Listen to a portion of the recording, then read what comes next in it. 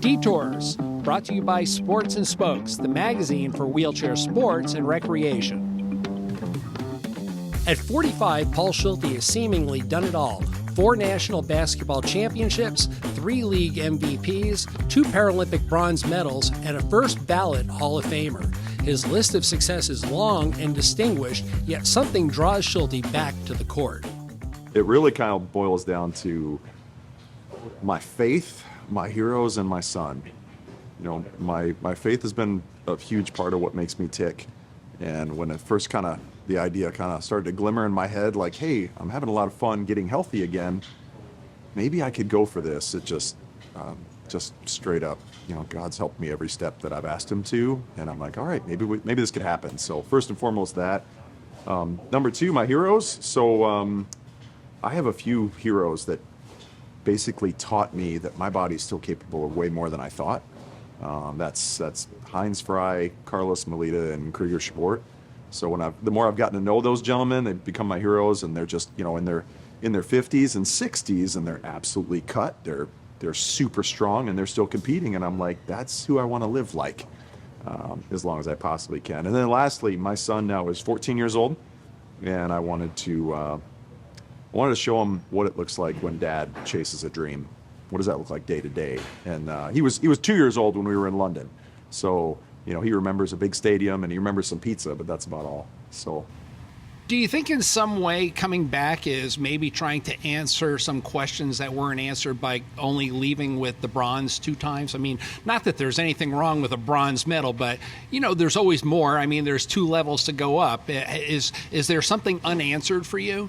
I think that I think that part of the reason I'm gone after it as well is the same reasons that I originally tried to go after the Paralympic team and be after it, is just the excitement of world competition. So for me, honestly, there wasn't anything that felt unfulfilled, but the same draw to elite competition and representing the US is the same thing that drew me to it again. So, you know, the obvious story is that it goes back to 14 years old with a car accident, and, you know, there's, you know, all that history. But, you know, the things that I really would want to know about you, you know, coming from that age group and advancing the way you did, was what was it that pushed you forward? I mean, was there something empirically inside you? I mean, that you recognized that you needed to do more with your life and advance more, or were there people or influences? What was it that drove you? I think that, you know, maybe so. I mean, I think that we all kind of, as young athletes, maybe watch the Olympics on TV. I remember watching like the Winter Olympics and watching downhill skiing or something like that, looking for the American flag, and then feeling this surge and this thrill to see, you know, our country do well. So I think from a young age, I was always kind of enthralled with the Olympic and Paralympic movement before I knew that there was a Paralympic movement. But then also, you know, my small family grew up in a tiny town in Michigan named Manchester. And I would grow up watching sports movies of Hoosiers and Rudy, and, you know, these were just, you know, family favorites that I eventually like memorized. And so those combinations, and then being a big like Michigan Wolverines sport fan growing up, just those things kind of planted seeds in me that once I finally accepted an invitation to try adaptive sports, it opened up a world to me that I thought was lost. I thought that I wouldn't be able to play sports again in an athletic, competitive way like I saw in the Olympics. And once I realized that was a possibility again, I think everything, hope that was dormant kind of ignited, and then there was no real holding me back. But, you know, I look at life with, you know, we all have a lot of forks in the road. I mean, we face them every single day, but there are certain ones that are a little bit more important than others. So where were the forks in your road that drove you to be a success on so many levels? With my athletic career, it probably started when I was first given an invitation. Thankfully, I had multiple forks there, because when I was first invited to try adaptive sports, I was like, no thanks. Didn't think it was going to be very competitive, didn't think it was going to be very athletic, and it didn't sound anything like the sports that I knew when I was running on 2 legs. And it took me 4 years to finally accept an invitation to go to an adult men's wheelchair basketball practice. And fortunate for me, this was in Ann Arbor, Michigan, and you know, you got a long history of the Detroit Sparks and the National Wheelchair Basketball Association, and long story short, there were about 4 Hall of Famers in that gym when I first came in on a Thursday night, and all of my stereotypes of what adaptive sports might be like were just completely shattered. Who were those famers? Tree Waller, super tall Tree Waller from Detroit. Mo Phillips, Magic Man Mo Phillips. Chris Lenzo, double amputee, just absolute gorilla. And then Wyman Davis. So these 4 really, right off the bat, they blocked my shot, took the ball, and I loved every second of it. I didn't want to be handed something. I wanted a challenge. And they gave me a challenge. And after 1 or 2 weeks, they saw how hard I was pushing, and they were like, all right, we got to find a hand-me-down chair. We got to hook this kid up so that he can keep going after it, which is a lot of our stories of adaptive sports. Everybody kind of starts with a hand-me-down piece of equipment and a couple mentors. And for me, they were enormous.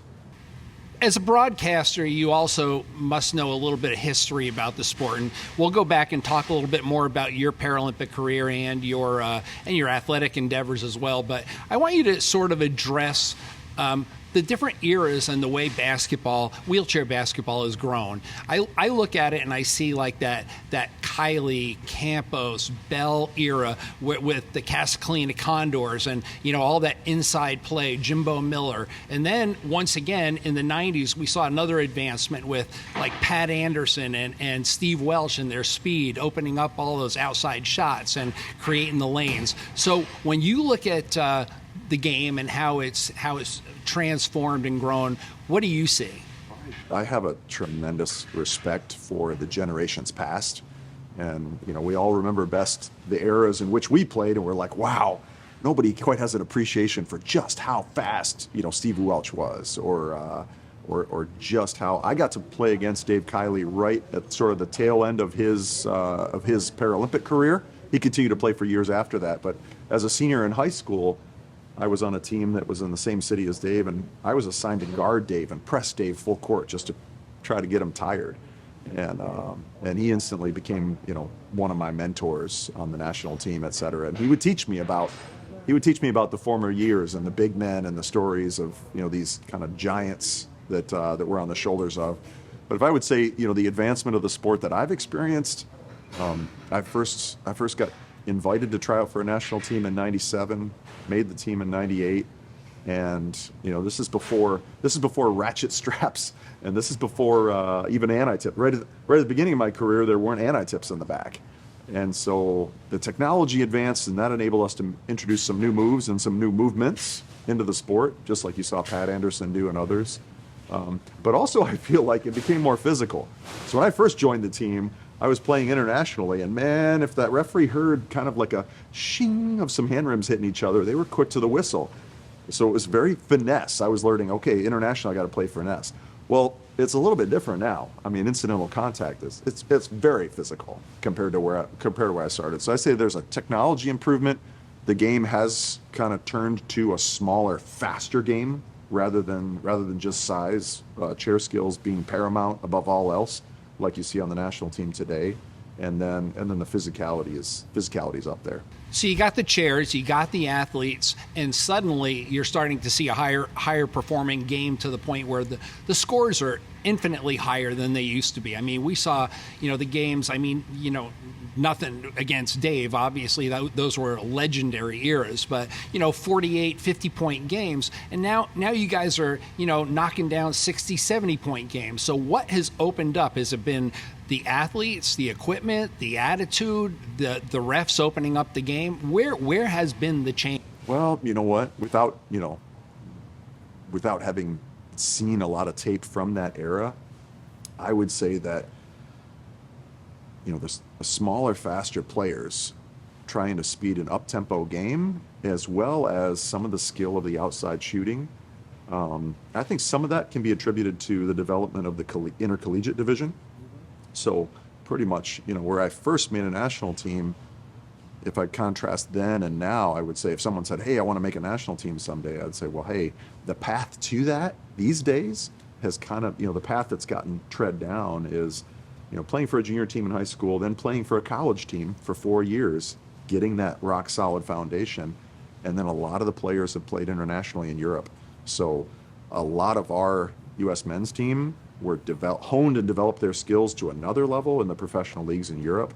And so I think that what kind of the result of basically professional wheelchair basketball players and that many hours, that much dedication, and the evolution of the sport, I think those are probably the things that have contributed among others to the scores you see now. When you took on the role of broadcaster and now going back into athletics, how do you think, or even how hard was it to remain objective and talk about the guys you're now going to compete again with? I'm going to say, I mean, it didn't feel hard in the moment, but I think that it probably came across pretty well that I was a homer, I mean, and NBC Sports was terrific. They were like, hey, here's how to do that in a tactful way. And so, referring to the Americans, referring to this in third person so that all audiences can understand and appreciate. But I mean, I think you could probably hear me boom through the microphone on some of the made baskets towards the end of Rio de Janeiro and Tokyo, and they were special moments.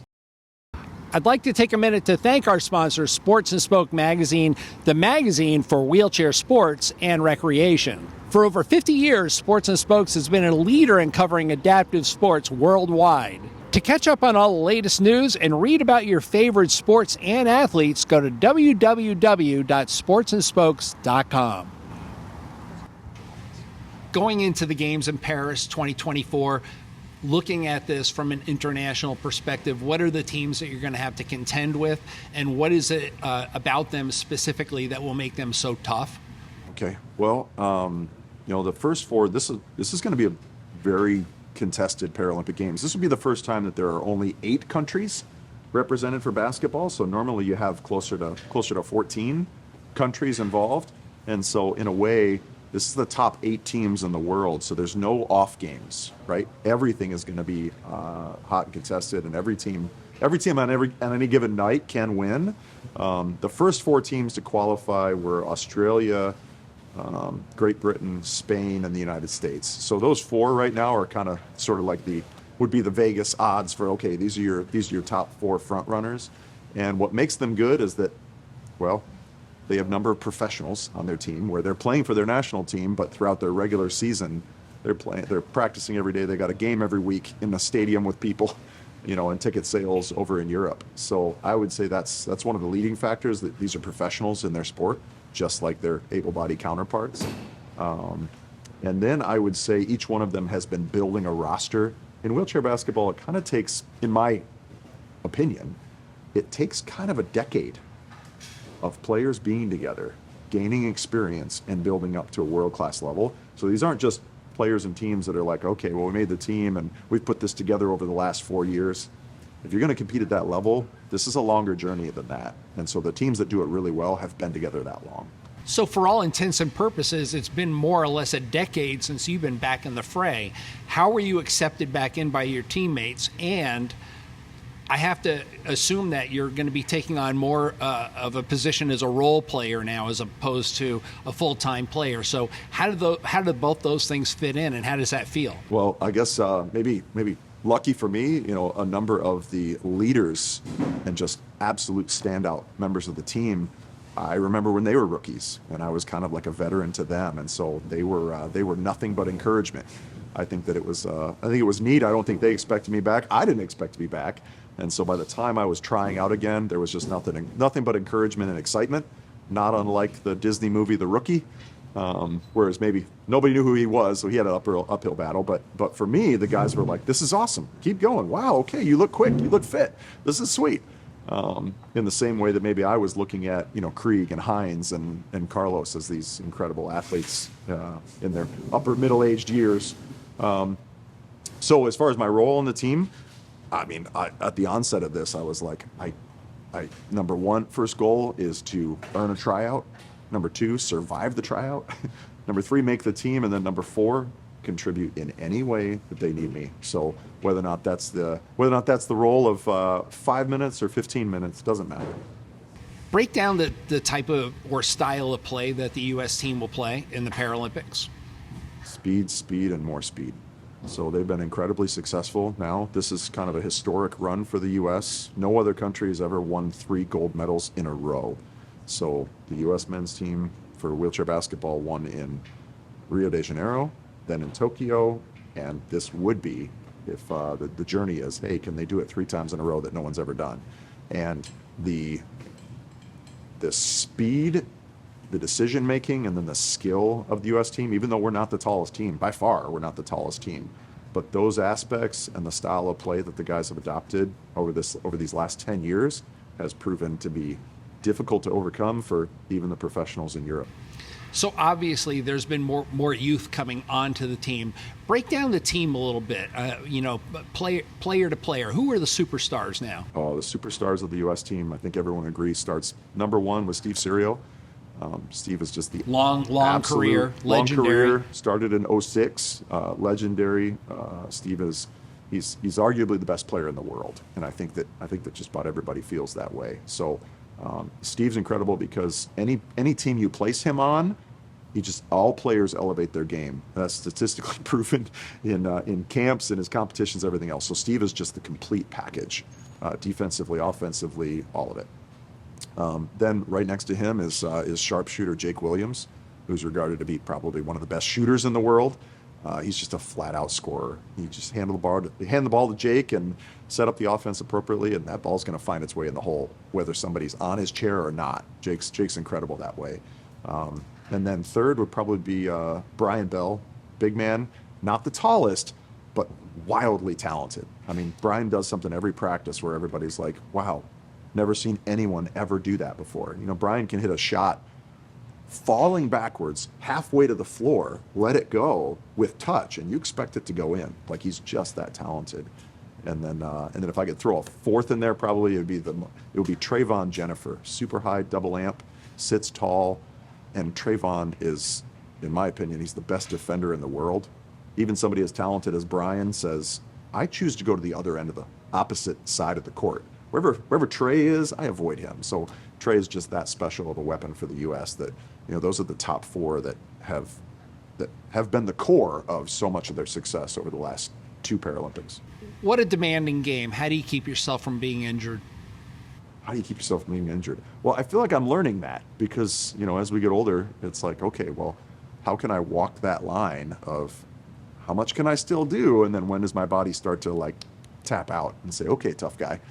You used to be able to do that, but there's a thing called recovery, and it doesn't get better as you get older. So I would say that I've got an amazing team at the US OPTC that basically I'm in contact with regularly. I try to stay very in tune with my body. If something starts to ache more than just one day, then I'm talking with somebody about it. We're adjusting the routine to make sure that that's kept within control. So I would say the staff on the U.S. team helped me a lot with managing that. So in coming back and playing another Paralympics, another superstar is coming back, and that's Pat Anderson with Canada. What is Pat bringing to the game still at his age, and how in the heck is he doing it? So Pat and I are the same age at 45, and I mean, he's got my vote for the greatest of all time. I've spoke to those of the past. I'm aware of their accolades. The Ed Owens, Curtis Bell, Dave Kiley, these ones that were just absolutely incredible. And Pat's got my vote for the greatest of all time. Just skill-wise, everything. I mean, almost a 7-foot wingspan, a double amp that sits tall with the coordination of, pick any athlete that's just unreal. The coordination of Tiger Woods, and then the ultimate competitor and the ultimate classy guy too. So Pat brings, it's one of the greatest of all time. So you can never underestimate what he might do in a game, and how much he can affect everything. And so, I think he and I look forward to seeing, what he can bring to this Paralympic Games. It's under different circumstances than years in the past. He's got less height, but he's got some exciting young talent around him and they just qualified to make it to Paris by beating France, kind of in a final game, a playoff, and so it's going to be incredible. I'm thrilled for him that he's there. So one of your mentors, going back to very young age, was Lee Montgomery, and yes. What was it that we've heard he's a pretty big trash talker, but he must have really influenced you in more than one way as a coach. In an incredible way. I could talk about Lee all day long, and actually, if he was here right now, he'd be like, "Coach." So refer to him appropriately, Coach. So when I first started playing wheelchair basketball, it was with adults, but 2 hours away was the closest junior team, high school age team. And so the adults that I was playing with were like, okay, well, it'd be good for you to play with kids your own age to grow your experience, et cetera. And Lee was the coach of that program. So Lee coached me from freshman to senior year in high school. You mentioned trash talk. I'm horrible at trash talk because I never had to worry about that. Like Lee had it covered from the bench. And anytime we made it to the championship game, he was showing up in a full suit, looking absolutely decked out. Just an incredible personality of wheelchair basketball. But Lee was a terrific influence on me as far as teaching me about work ethic at home when no one else was around, as well as life choices. Lee is the type of coach that would bring us in on a weekend, Friday night, we're all excited to play in the tournament, and he'd be like, okay, team meeting, my room at the hotel. So everybody comes into his room, and we think he's going to talk game plan, everything else, and he was basically, long story short, he would talk to us about life. And he's like, you think you're being cool with your friends? Well, some of your friends are going to start to make dumb decisions. And let me tell you, when the cops show up, if you get in the wrong situation, the cops show up, your friends are going to jump the fence. What are you going to do? None of them are going to help you get your chair over the fence. And so it's that type of, he'd drive home life lessons where he's like, hey, I'm going to speak right now about negative influences that can only negatively impact your goals. And so Lee was tremendous on the court and off. You see, there's a person who created one of those forks in the road for you. Yeah, yep. And for each of us, all the advice that he gave us, I mean, this is one of the great people of our sport. He's lived his life. He's seen it all, kind of, so to speak. And so he knew what challenges were coming at us. And if we were serious about our goals, he knew that there would be adversity along its way, even if it was social adversity, et cetera. So he was just incredible, never let us let up. And he was a big influence on me also making the U.S. team. Paul, you talked about three great athletes who really had an impact on your career and who you are, and in many different ways, not just athletically. What is it about them that makes you? I mean, I can tell you're sentimental about these guys. Yeah, they're enormous for me because really, I came to work at Top End as an engineer in 2006, and prior to that, I had just basically been in my little basketball world, right? I mean, you get involved in an adaptive sport, and it's not uncommon to just pay attention to your adaptive sport.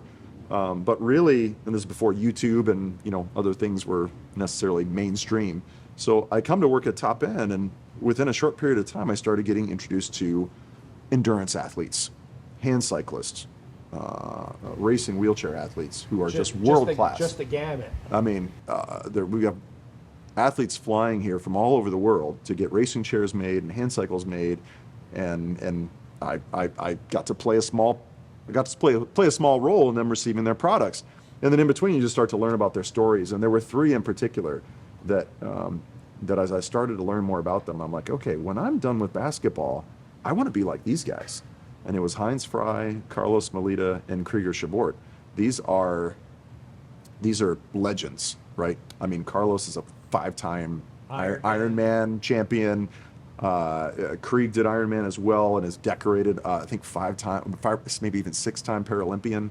So Krige is incredible in his own right. And then Heinz Frei is probably, I don't know, on a world level, international Paralympics, he'd probably be in the conversation for your top 10 athletes of all time. Heinz is just incredible. So I meet these guys, then I travel to go watch them compete, and through the course of me knowing them, they became 60, 65 years old, and they are cut. They're muscular. They've got tons of energy. I have an opportunity to go ride a hand cycle with them, and I can't touch them. Doesn't matter how hard I try. They've built up this engine inside themselves for months, years, decades, and I couldn't touch them. And they were like, how old are you? I'm like, 40, and now 45. They're like, you're a baby. You have no idea what your body is capable of. And I was like, well, that's it. When my basketball career is done, I'm gonna delve into some endurance sports. I'm gonna get into some hand cycling. And so I did. After I retired from the national team, I started hand cycling more, and did all the responsible things that you do. Work hard at work, try to be my best husband and father I can. And then eventually, during COVID, I started hand cycling more and more to get fit. And the same message, watching these guys perform, I'm like, man, there's nothing wrong with me. I can still do way more than I think I can. And even, from the training that they recommended, from low intensity heart rate stuff, Low intensity. I'm used to a basketball player like sprint, sprint, sprint, sprint. These guys are recommending low intensity workouts. And I'm like, that's what you do? Low intensity for like longer periods of time? And they're like, yeah, it's magic. Watch what happens. And they were dead on, and it's so exciting. You know, Paul, now that we're into commitment, it does become another question, because it's not just about, Heinz's commitment. It's about the commitment that each of the Paralympic level athletes has to undergo in order to reach that level. How hard is it, and what is the effort? Is it everything? Well, I mean, do you have to put I'd it say all that out it there? kind of starts with a willingness to stick your neck out there, because that's one of the great experiences I've had of being at the Paralympics, is seeing a world full of athletes who are not speaking the same language. You got it's a cross section of the world's population with disabilities, and while we can't speak the same language, we all have something in common, and that's that no one would have ever have blamed us from stepping away from our dreams, from backing down from everyday life. No one would have blamed us to just stay inside and do nothing. But a Paralympic athlete, whether or not they are in the middle of nowhere, Africa, or a city here in the US, they make a decision that they're going to stick their neck out there, and they're going to train every day harder than they have their entire lives, and harder than anybody around them has ever seen. And so what that looks like day to day, for me now, when you're younger, you can get away with some off days, you can get away with some maybe bad habits. But I've learned a discipline and a daily approach that is 1 to 2 hours a day with recovery in between. And there's a lifestyle to it that you can fall in love with the way your body feels, with how confident you feel going into a competition, and knowing that you have earned the right to represent your country because of how much you've sacrificed. And that's a fun way to live.